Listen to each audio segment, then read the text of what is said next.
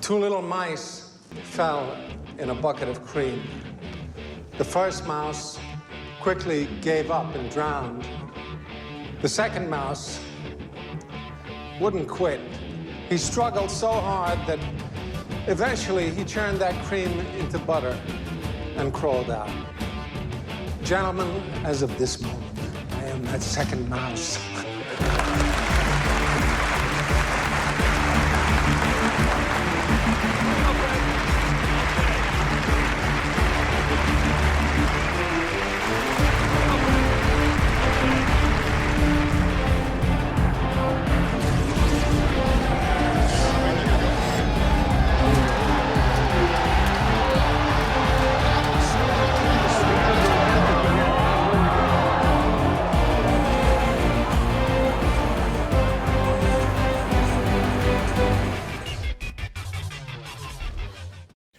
What's up, guys? Welcome back to Large Lads, the largest show on the internet, with your host, the Wide Wizard, Max, the deltoid druid, Clonger, the whining warlock, Wizard Dog, and the pressing paladin, Sam. Clean intro, let's go. Very good. Only took 2 takes this week. I didn't know you got Teddy's wrong on the first take. I did, yeah. It's much better. Thank you. The whining warlock is much better than another wizard. The wizard dog. But he is a wizard. He's the wizard. He's the wizard dog. He's gonna look ancient when he gets old. The fact that he's so young and looks so fucking old. Well, I know a lot of people trim their like face hairs, which I get it, but it's so funny that he looks so disheveled all the time. Like, I don't think it's impeding his quality of life, and he looks so cute and disheveled. First topic, what motion weight mogs you? I've been doing a little bit more things that are not just the same 4 motions lately. Yep. We're training with Sam, and I've found some things that absolutely weight mog me. Well, you and I have been getting our asses kicked by rear delt flies. Oh my god, dude. The number of clients I have that are cooking me on rear delt flies, I'm like, oh shit.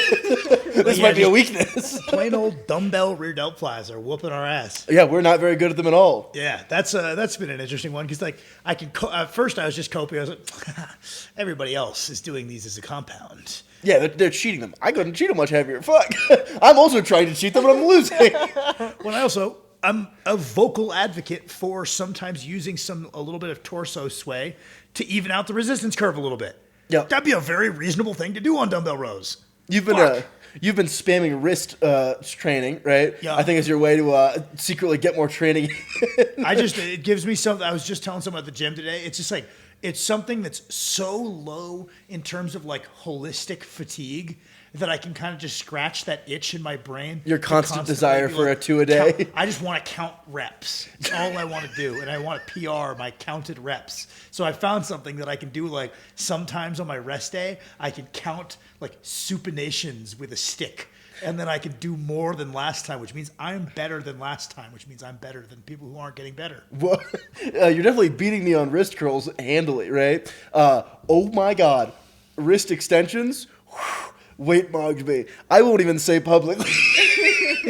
I'm super curious about those because we've felt that you were not, I hate that I say it this way, interfacing with the bar properly, which is such a dorky way, but it looks like you're bleeding force at your wrist. Just use the word connecting instead of interfacing, but interfacing with the bar properly. Well, this is the best show on the internet for sure. Like, what other show do you? For me, when I had an issue like that, I did a lot of open hand reps where all 5 of my digits pointed up towards the ceiling. And I got up to like be able to do like 4 or 5 were open hand reps, and that got it so it settled really low in my palm to where it was directly above the joint. And then I would close my hand and I would reinforce this better position rather than trying to reinforce a flawed position. I've been having you do that, and that hasn't seemed to work. And so I'm like, I wonder if directly just strengthening forearm like extension and flexion is going to yield some kind of results here, because you've just gotten really strong tendons to where you could just kind of relax your fucking wrist with infinite weight and have no problems. Yeah, it feels totally fine. Very thick wrist guy strategies, but maybe not the best way to transfer force into the bar. Because I can't do 50% of my bench hand open, at all. Yeah, because some guys some soft touch guys, they intentionally put the bar high in their hand because that can be a ROM reduction strategy. Yeah, like, I am remember not Yuri doing that. Belkin was one of the first guys I saw do that. But if you're like more of a ballistic power bencher like you are now, kind of a power bencher, you don't want to fucking bleed force at your wrist ever. You want really good joint stacking and force transfer are fucking important if you're like a ballistic guy, right? So I'm curious if just getting your wrists not pathetically weak helps. I also been wanting. I tried the fat grips on the wrist curls because all the arm wrestlers they do their wrist curls with fat grips. It puts more on the fingers. It's harder. I didn't really like it. It just didn't feel quite right. Maybe my hands are so small that a regular dumbbell is a fat grip. Yeah, very possible. Most of those fucking arm wrestling guys are definitely hand mugging. I told you though, Sean at the gym, grip strength, the fucking CEO. His hands are like the same size as mine. It's a cope. I just need stronger hands. That was honestly like a really good one for me to see. I was like, Sean, come here. And he like held up his hand. I was like, yeah, no, it's just pure. No, it's not a hand size thing. It's pure strength. That's part of what got me on this forearm quest. It was like, some of this is a cope. You can have like nasty strong hands without big hands. Copenhagen's have been one of the ones that the Rat Pack has been getting a lot for the home gym guys for like an adductor motion. I know you've been throwing Copenhagen's at everyone. Yeah, everyone's getting Copenhagen's, baby. Are you talking about Cossack squats? Because you give everybody both. He's talking talking about Cossack squats. No, I am not. You said for mobility? No. Oh. For the home gym guys. Everyone's getting Copenhagen planks, right? Those have been brutal on some of the dudes. Yeah. That's one of those ones that you could be weirdly strong and just have like zero ability to do that. Well, those were Sam gave them to me early when I first started, and I was like reasonably good at them, and then I didn't do them for a few years, and I was like, I remember those are good. I'll throw those back in, and I got like I couldn't do them. I like couldn't do with the foot on the bench. I was like, oh fuck, that detrained. What the hell? You know, it's also interesting. You can get even some guys with big adductors, big strong adductors. Copenhagen plank is just a side plank where you put your foot up on a bench. Your adductors having to hold isometric. Strength can be so position specific that they've got they squat like a guy with strong adductors. They get a nice rebound out of their adductors at the bottom, and then they try to hold that shortened position. And they just instantly fail from their knee. And I'm like, dog, you can squat like 600 pounds. How the fuck can't you do this? Yeah, it's also I really like that one. It's just like this should probably be in there, right? Like you should be doing a little something for your adductor. For sure, just a little adductor training. It's like that was something that that old Greg Knuckles article was like the OG thing. That was like, hey guys, maybe your hamstrings are a little bit overrated for squatting, and maybe we should talk about your giant thing that drives you out of the bottom of that giant ass muscle. It's so funny because remember we were like, oh man, like I feel like the hamstring it's definitely doing something in the squat, right? Hindsight 2020 though, like very much so like reactive to the fact that like good mornings a la equipped lifting were seen as like the primary driver of a squat, and I'd never heard anyone talk about using your adductor for a squat. Yeah. So it's like that information piece makes a lot more sense when you're like context of the era, because I feel like that article was like 10 years ago. More, maybe now. Yeah. It was like 2015, 2014. And that was a time period which I'd never heard someone saying use your adductor in your squat. Yeah, the adductor does something other than the adductor machine. Yeah. In our what's weight mogging you, big dog? Well, the pendulum squat. Nothing. It was boom. It was weight mogging me, And but then I you fixed that shit. it. I figured it out. Sam mentioned that he prefers to wear flats on the pendulum squat, and ours adjusts the platform. So I wore flats the other day, fixed it. I'm no longer getting weight mogged by the pendulum squat. Hell so yeah. Top tip for the large lads out there: if your pendulum squat platform adjusts, maybe try flats. Anything you're embarrassingly weak on? No. I single leg hip thrusts. I did demo those one time when I was doing a PT aid work, and I had never done them before, and I was like doing a straight face, and I was trying to do a set of like 6 to show the exercise. I was like, holy fuck, these are That's hard. somebody to demonstrate a motion the first time. We're like, oh shit. I kept having to do that because there was so many like little like ways they wanted the patient to do it that's slightly different than the way you think it would be. Yeah. So I would go do something, and the PT would be like, now change this and this and this, and then it would just be like brutally hard for no reason. It's just like a PT exercise. Well, especially if you're bound up in your quad or front of your hip. Oh, I give those as a movement prep sometimes, which, that's something I came around on, was I used to think movement preps were stupid. I'm like, now just practice moving through space as a 2 birds, 1 stone. Your warm-up video is really good, by the way. I rewatched it. Oh, thank you. Other than you talking too fast. Oh, yeah, no, people didn't like how fast I talk. You entered a flow. I think I told you when you made it, like the latter third of that video is like elite. Thank you. Pacing slowed down a little bit. I thought you communicated your ideas a little bit better.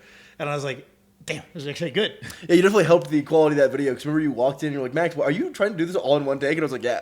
You're like, dude, stop doing that. Max was crashing out because he kept trying to do like 5-minute long audio segments. Oh. And I was like, why don't you just like do 2 sentences at a time? Because he would be like, damn it, that take was so good.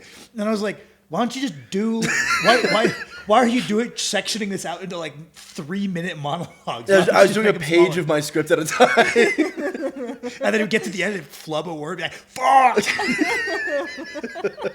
Yeah, you can tell my thought process was really refined for the video making. I have a real answer for what's currently weight logging me. Boom. My shrugs. Really? Yeah, I'm getting better at them, but proportionate to my other lifts, I should be shrugging a lot more. That's fair. Yeah. Andrew, I would say you should be, for how strong you are, your barbell row is my still row is- coming up. Oh, Yeah. then I'm also getting fucking... Crashed by your barbell rows. Like, I feel like you should be rowing like 185. Oh, I'm not rowing 185 right now. I know. And I'm cheating them too. I'm like, just gotta get more weight on the bar. In my session or my episode notes, Sam had a topic and just had me write down the word shoulders. Brother, What a would you good like to elaborate on topic. that? I love shoulders. They're awesome. I like training the shoulders. I definitely have We've had some bad audio ones already. Whoever put the super compilation of fucking all of me dinging the thing, my bad. so the guy who collected There's already been a horrible one in this episode already. collected the timestamps of every time you dinged your fucking thing. They were not all me. A lot of them were Tad, but No, they were you. okay. Teddy wouldn't do that. He's too Wizard small. dog, no way. His hip wasn't cramping. That was fair. problematic. I was just gonna say, I've been really enjoying our shoulders. I just like went and watched a bunch of guys who I think have giant, strong shoulders, and I was like looking for commonality. And it's like, oh wow, this can be boiled down really simple, which is like pick a vertical plane press that works well for you. Like Eddie Hall was a dumbbell guy. Big Z was a Smith machine guy. Multiple of these guys have been like primarily barbell guys, and it's like, okay, pick the one that fits you the best. And for you and I, the behind the neck has been sick because you and I have really strong triceps, and I think anytime we do a high incline or even like a head out of the way seated press, we can load into our triceps so much. Even behind the neck press, I'm doing a pretty good job loading my triceps, it sounds like. You were doing a pretty good job loading your triceps, I would say. And those have been sick, just getting good at lateral raises. Like I'm just kind of curious, like with like decent form, with a couple of blocks that just kind of chipping away at them. I'm really curious how strong you and I can get at lateral raises, just because I think that'd be a fun thing to post. It's just like laterals with 80s or something. Yeah. You know, I think that'd be pretty cool. We got some ways to go for sure. But I really liked, how like Kevin Levrone, a bunch of guys would make it like shoulders and traps together. I think that makes a ton of sense because like the traps are what facilitate your scap, or traps among other things, facilitate those scaps being able to move through space in the way that they're supposed to train your, like it makes a lot of sense to pair them together to me. It's like, it's as logical as back and bis or as chest and tries. Like those pairings, I think shoulders and traps fit really well together. And then the other thing is you and I were playing around with the idea of maybe making each of our shoulder movements a superset with a mobility move. Mm-hmm. Because I think you and I are big heavyweight lifters. We can get our shoulders stronger and stronger and stronger, but shoulder strength at the cost of all of your mobility, massively less cool. Yeah. You know, like we all have met some guys who like, they can move a barbell from here to here. They can't lock out and they can't go below their chin. Oh my God, he can press so hard in the middle of a press. It's like, I'm not gonna lie, that's not that cool. Like if you have to float your barbell at like your hairline for your overhead presses, it really takes away from how cool your shoulders being really strong. And I've like, you see like Big Z and Eddie Hall getting really strong shoulders while preserving, like it's very relative. If you're a big jacked guy, you can have a great lower body mobility even compared to skinny guys. Yeah. The degree to which your shoulders can be mobile is kind of a limited thing. Yeah, you'll never be like the movement guru in the shoulder if you're a guy with 20-inch arms. Yeah, like Eddie could do like a strict press from his chest at 440 pounds. He's not scratching his back still. Yeah. Like at some point, you're just kind of running meat into meat, and you're not going to be able to. God damn it! That's muscles into muscle. And you won't there's going to be restrictions that come Certain with boy, that. you're just slapping meat together, boys. That's really the problem here. That's the problem here. That's why lower body mobility is so much cooler. But I was like, I think that would make a good shoulder day, right? Is like if everything you do is a 1-to-1 ratio of mobility to getting stronger, then you could be that like profile of athlete that's sick, right? Like, you know, the Klokov press from a full front rack with strong shoulders. The Eddie Hall, like, and Big Z, great mobility with ultimate like shoulder strength. Way cooler. Yeah, we definitely have a little bit of holes in our upper body mobility game. You more than me. I've at least stretched mine. Max has the worst like tricep mobility. We discovered the other week. Yeah, that was a rant. I feel like, you know, if it's not included in my like 15 stretches that I do every single day, yeah, it doesn't get covered. Yeah, if Max didn't learn a specific stretch from the old Pete Rubish mobility video, then he doesn't know about it, and so he's never done it. Yeah. No mobility in your triceps is crazy. That's a little bit. It's something to fix. You guys were fixing it with the behind the head dumbbell? We're trying. We're having him do like a band stretch for it where he Nice. drives his elbow into a wall. Like, and I think it's going to take a little bit to free up after the fact that it's probably been gone for 4 years without us noticing. 4 years? I don't think I ever had it. Life. I No, your arms were plenty flexible when you had little noodle arms because you didn't believe in bodybuilding training. Oh, God. That's what an insane use of a couple of years that was. When you were ripping 700 deadlifts and had noodle arms. Oh, my God. It's so funny. Just like the Sick shittiest era. 365 bench, hard plateaued. That's always a funny one. We're really like, oh, yeah, like I plateaued, I'm done. And like, Yeah. I plateaued like 7 times, like hard from just training. Like I'm just not doing any tricep work. That is a funny one as I talk to people and they're like, yeah, you guys never hit plateaus. What are you talking about? You and I have had like multi-year plateaus over the last 12 years, like, and hit random ones pretty early. Yep. It's I interesting. got hard stuck before a 2-plate squat. I think I've told this on the Yeah. podcast multiple times, but it took me multiple months to hit a 2-plate squat from like, I think it was like 215. Yeah. Because I would do 185 for a 5x5 and then fail 225. because you thought that made you deserve the Yeah, two plates. and so I just switch off between like, all right, I got the 5x5 again, which means I'm ready now for the 225. Then I fail it, and I'm like, damn it, okay. Let's try it again. let's work up to a 185 5x5. But yeah, that's always the interesting one. Is people are like, well, you wouldn't know what it's like to plateau, and it's like, certainly I had a better start point than a lot of people, and certainly I progressed faster than a lot of people. Not trying to say anything like that, but yes, it's always someone who's telling me, who's like, my bench hasn't moved for 3 months. I haven't hit a bench PR since I did 600 2 years ago. I've had multiple periods of it's always someone who's not been plateaued for that long at all. They're like, you wouldn't know what it's like. And it's like, I've been training for 13 years. I'm pretty sure I've had some plateaus in there, man. Speaking of, how do you salvage a bad session? We've been going through that a little bit. I've been a little bit more active with someone's not feeling good, trying to save the session before you just accept that like it's a stinker. True. Yeah, that's something I think I've gotten way better at this as I've probably just gotten older to where like I consider myself really good at it. It's almost never do I walk away from a session and think that I failed to salvage it. You know, I always come in with plan Bs. I always have a pretty good idea of like, well, what is it really we're trying to get done? Are we just coming like, is the goal to build volume? In which case I'll move the weight down if I need to and I'll build volume. Is the goal to get a heavy touch in? That heavy touch could be lighter. So on and so forth. It's like, so I've gotten pretty good at like, I could tell pretty early in the workout, like, all right, we're not going to be tossing around all-time PRs today. What is it that I'm trying to get out of this workout? Am I just trying to stimulate like a good, create a good muscle growth stimulus? Am I trying to practice a skill to where I don't have that like, when I was younger, I would start getting those signs that it wasn't going to be a heater, and I would get this like doom and gloom. It's all coming down, like where you like crash out in your head to where you can't think clearly, and then you just spaz. You don't have a good workout. Yeah, dumb as fuck. Thankfully, I don't have the impulse to do that anymore. I'm just like, I'm not there on maturity yet. I still have the impulse. Certainly, yes. Every time a workout goes worse than I'm planning, I'm gonna be like, damn. Gotta drop this bar on my neck. That's crazy. Well, I learned from Sam actually pretty recently that if you go through the workout still, like the hardest part for me when I am having a stinker session is like the beginning of it. You know what I mean? It's like the mentality of getting started and getting rolling and getting through like the first quarter to half of the workout. But usually, since I like training, by the end of the workout, I'm mentally in a pretty good place and I'm having a fun time. So I feel like being able to like keep trying, like try new music, keep trying different like genres and see what you're vibing with. and like Sam said, thinking about what the point of the session is. It's easier for bodybuilding because I'm just trying to have a stimulative workout. So you can theoretically do just about anything to stimulate that. But I feel like that's even true for strength training, where like me and Max would like fail a max, and we would have our like, you're allowed to pout for about 5 to 10 minutes.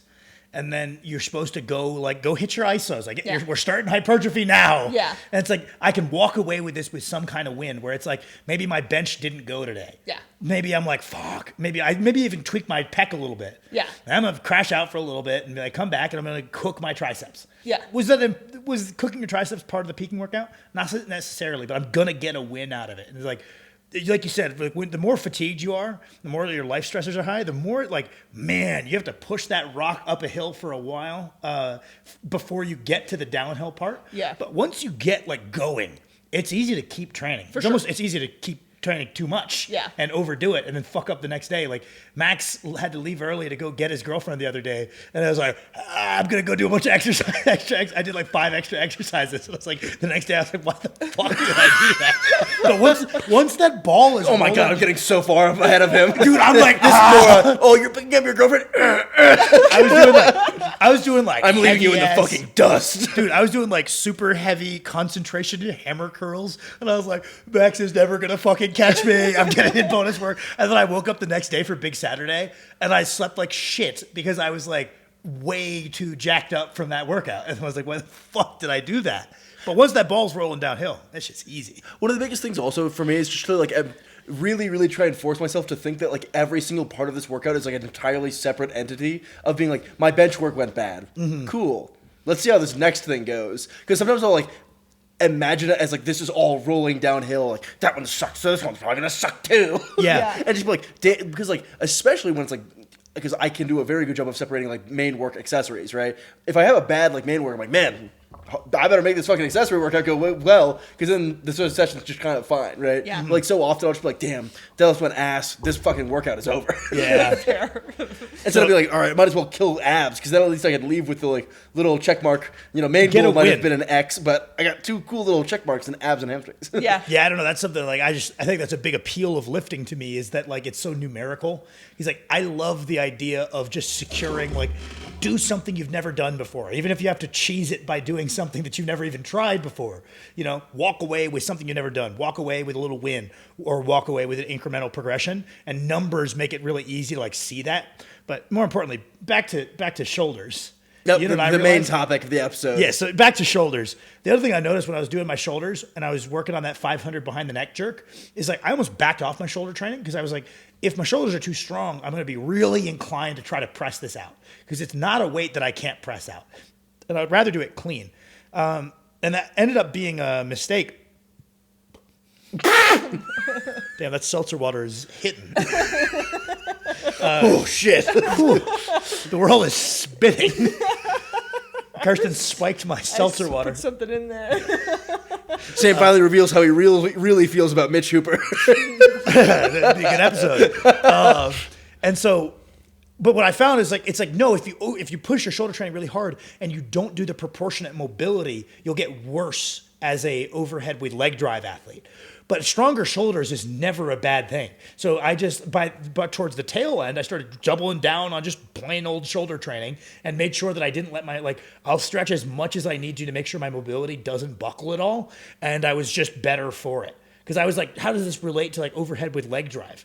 Stronger shoulders stronger muscles tends to help. It's very rare that you should just kind of completely let something get weaker to get technically better. Usually, if you're a coordinated guy, you can just choose to do it technically better over and over.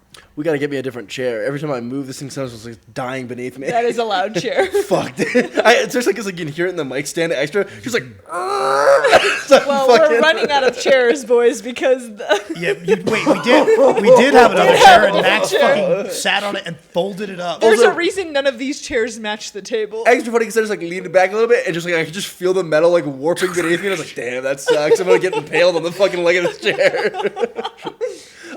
In high school, we had like little wobbly chairs, and I was fucking 300 pounds in high school. And so I discovered I was like, if I just lean a little bit, I can get the chair to like disintegrate beneath me. So it like, became. You just kept breaking chairs. I was like, damn, this class is boring as hell. And I lean, and the chair collapsed. You're like, oh shit, I've got to go run to go grab another chair from the auditorium. You know, you and I had the same trick. You and I both have like a exposed blood vessel in our nose. Yeah. Which, oh man, that makes people worry about our health, how much we get nosebleeds. But I was like, when I was 140 pounds, I still got the, not to say that my blood pressure isn't worse than I was 140, but it's like, we're very prone to them. So I could just be in math class. I could just do this a couple of times and just get the worst. Oh, I bled all over my test. We'll have to retake this later. Teacher, I gotta come back later.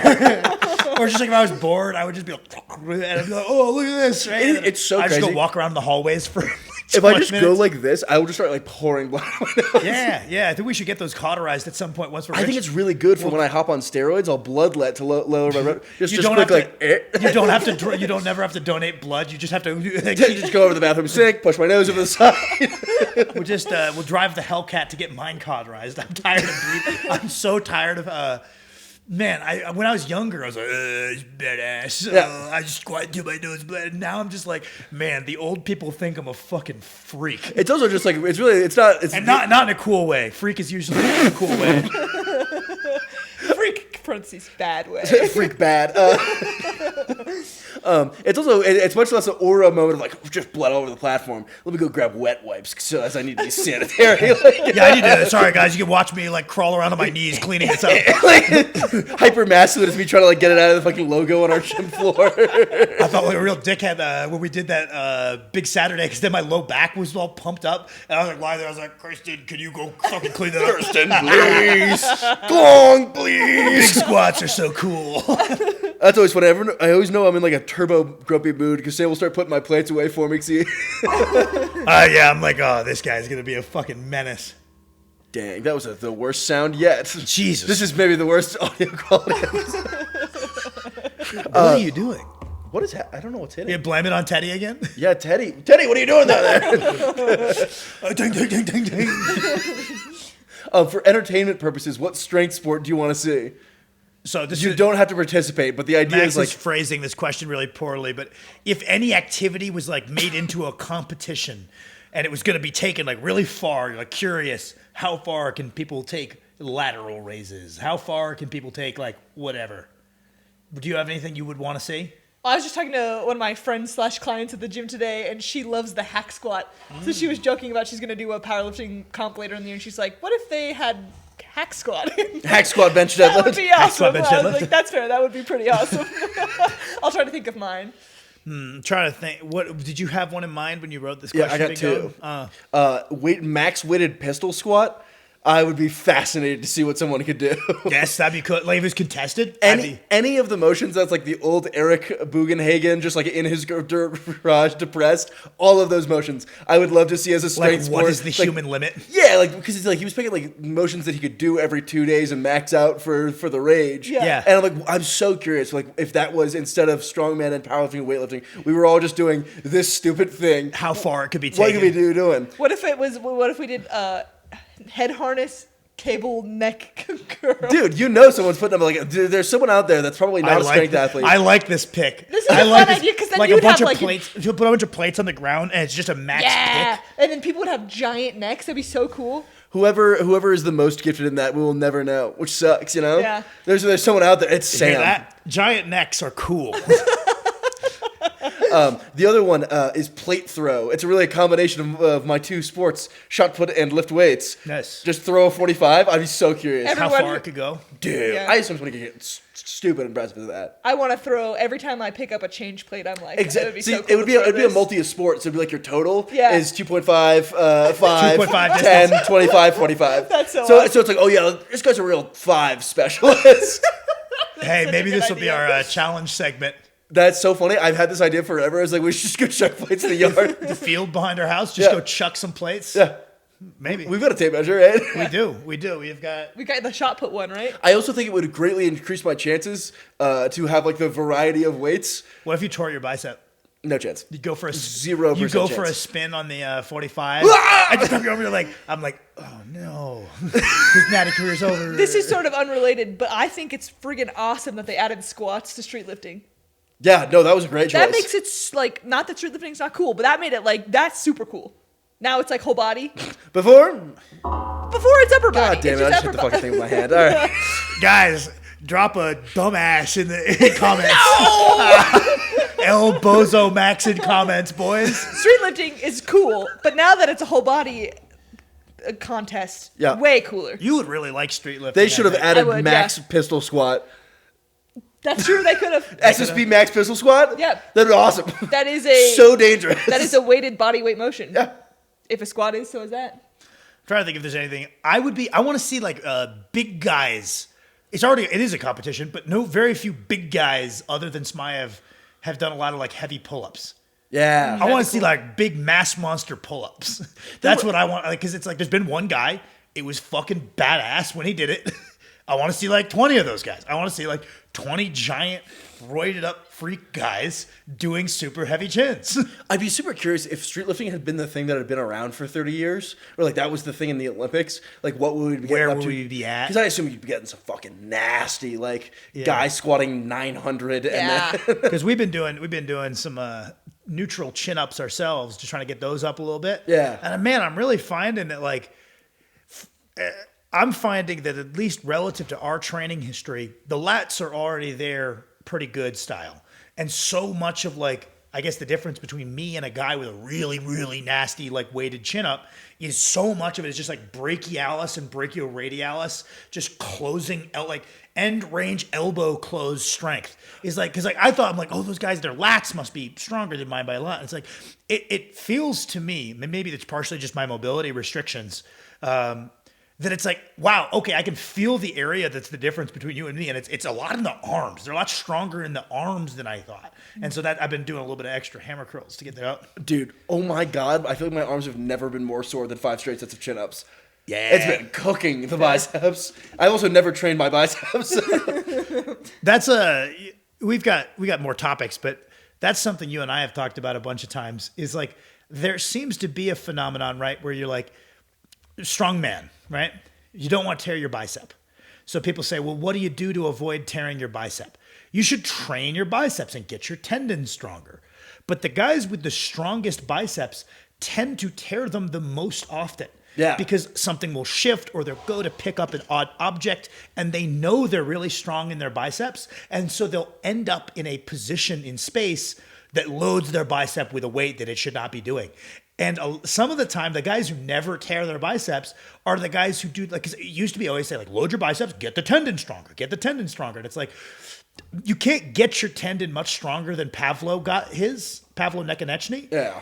You can't get your tendon much stronger than that. But if you go do a deadlift and you bend your elbow, it's not going to be that strong, right? Yeah. And then you see a guy like, you know, he's very durable. So I understand he's not the best example. But Hafthor, not Hafthor, Mitch Hooper, but also Hafthor, they don't train curls. They don't have big force outputs on curls. I think a lot of people would be really surprised by how not that for a giant 440-pound freak beast man. Yeah. I think a lot of people would be surprised how little Hafthor curled, right? Yeah. And so, guess what? When he picks up an object, he has no intuition to try to do anything with his bicep. And so there's like this weird sweet spot of like, get your bicep too strong, and it almost increases your likelihood. And some of those guys, they do jack shit. Like Mitch Hooper visibly does not train his biceps very much. Like he'll do it. Yeah, look at him. Doesn't train any of the muscles, clearly.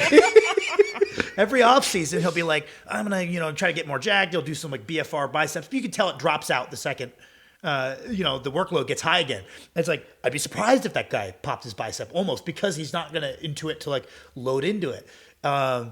Lucas and Alec, I think, had a really good one, which is just like the role of curls is to facilitate bicep health. If you find that heavy curls keep your biceps healthier, then do heavy curls. If you find light, high rep curls or stretch emphasis curls, keep your biceps feeling healthier, do that. And if you find doing nothing because they're already getting a lot of work from sandbags and stones, then that's the answer. But I don't know. I just wanted to talk about that on large size because I thought that was like something you see in the comments that's kind of misunderstood. People are like, well, you got to train, you got to do more curls. And it's like the guys who did the most curls always rip their bicep.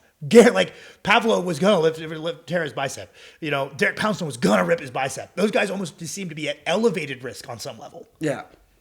Clonger, What up? You had a topic. Oh no! Why would you do this to her? I did have a topic. Well, because we don't have any more topics. Oh, I got a. This is not the topic I had planned. Shout out to my little brother. He's been Big shout lifting, but he's been Big doing jefe. very like when you first go to the gym and then you just try to get rep PRs on different weights. So he has like a little spreadsheet in his phone with like how many reps he's done with each weight on Perfect. bench, and he tries to beat one of them each week. That's awesome. He's been doing that for a hot minute, and it's been working totally fine. Yeah. Today he texts me asking what to do when that stops working, and I was like, yes, Holy the linear shit, do he's more weight reached every there. he's reached the linear has stopped working. So there's this thing called conjugate. I was like, so I was like, this is when you start to periodize your training. Dude, he's probably pissed Young because he was Padawan. just shy of the two. He was just shy of the 2 plates. Yeah, Jeff's not like Jeff's got like a reasonably sized frame. Yeah, he's like, what, 210 pounds, something like that? No athletic history, which No. is like to his detriment for sure. Yeah. Bit of a true thoroughbred gamer. Yes. But big frame, right? Yes. And so it's like, I'm like, he was like, do you think I can bench 2 plates? And I was like, of course you can. Yeah. He's like, well, I'm getting there faster than my friends. And I was like, well, I guarantee you're probably like quite a few inches taller than your friends and you weigh more. Like, And he got technique advice from us. and, so that and helps. we taught Most him how to bench importantly. press. Yep. And I was like, I think you can brute force like just random PR chase your way to 2 plates. Yeah. But he's like just petering out shy. Yeah. He could definitely like, eat a little bit more protein or something I and also get think, there. obviously, if he could train more than once a week, that would also, like once or twice a week, that obviously there's a lot of things you can do that can make linear last longer. But I just Yeah. thought that was pretty fun that I was like, he did it. He's ready to periodize things. That's something that I think is just so discussed. I've tried to stop reading training discussion on the internet That's because smart. it winds me up. But like one thing I remember always seeing is just like people like, this isn't possible for, like a natty, or this isn't possible for the average person, or this number is not impossible for it's not possible for any person natty. Holy fuck, the size of the person matters a lot. Oh my God, yeah. Right? Like if like people would have this discussion with just this assumption that everybody's the same size. It's like if you're 5'5" and you're 140 pounds, then yeah, that's probably not fucking happening. And if you are a fucking former like a gifted football player who's 6'3" and 300 pounds, yeah, you might be able to do that shit natty. You're just a big fucking guy. Yeah. And like, it's like, yeah, would the lighter guy hitting the same weight be more impressive? Yes, but there's no discussion of the fact that people come in very, very different sizes. Yeah. That's where we're gonna wrap up the episode, boys. That was always my defense of you. Okay, we're continuing. My bad. Sorry, I want to talk to the. I understand. You want to just bang on your mic and you don't want to talk to the boys. I want to talk to the boys. I was gonna say that was always my defense of you when people were like, "He's 16, lifting this weight. There's no way he's natty." I was like, "He's fucking 300 pounds." Well, and also has a 5-year training history. Yeah, he's as been training. 300 He's been pound- training since he was 10 and is a 300 pound, 6'1", 15-year-old. Like, I would get like comments about like, "What do you have? A max 2-year training history?" I'm like, I have more than that. Like, look at my Instagram. right? I have Posted- 5 years of Instagram posts of Yeah. me lifting weights 5 times a week. Look at my open powerlifting. I have 5 years of competition. That's always a funny one with like natty or nots, especially with women who are jacked, and someone will be like, she's obviously not natty, and then she'll like show her doing gymnastics as a child. It's like That's a huge aura boost. Yeah, when you're like, I was jacked. You drop the pic of you as a child and you have like capped delts as a literal child. Yeah. That one, I'm always like, oh fuck. There was one guy who was like, Wait till I drop the max as a child photo. You guys will all believe me then.